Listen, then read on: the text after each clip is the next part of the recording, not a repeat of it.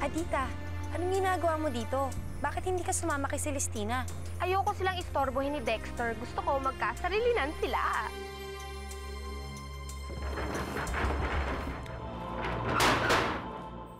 Celestina, bakit mo binalibag ang pinto? Baka marinig nila yan at akitin pa tayo dito. Kailangan natin maging maingat. Oh, Celestina, ba't maaga ka umuwi? Asan si Dexter? Naiinis ako sa kanya. Bakit naman? May pinag-awayan ba kayo? Kasi, sabi niya, masama daw yung pakiramdam niya. Sinayang lang niya yung buong gabi ko. Kung pwede ko nang sabihin sa kanya na kailangan ko isulit yung buong gabi ko dahil pag umaga na, mawawala na naman ako. Inunawa mo na lang sana siya. Inintindi? Ikaw kayo lumagay sa posisyon ko.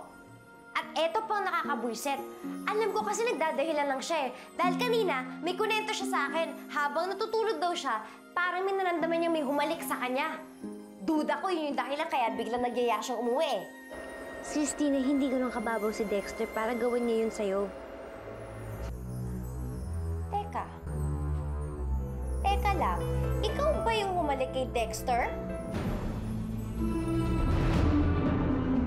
Ano, Luna? Bakit hindi ka makasagot?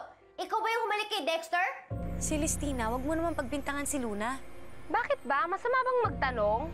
Hayaan mo ngang sagutin ni Luna ang lahat ng tanong ni Celestina. O ano, Luna? Ikaw ba talaga ang humalik kay Dexter kanina? Hindi ako. Oh, ano naman tatakatingin ka sa akin? Kung hindi ikaw, sino? Ibigin ko. Sino yun? Bakit di maaari? Anata, hindi ko na kaya magsinungaling. Aaminin ko na kay Celestina ang totoo. Naluloka ka na ba?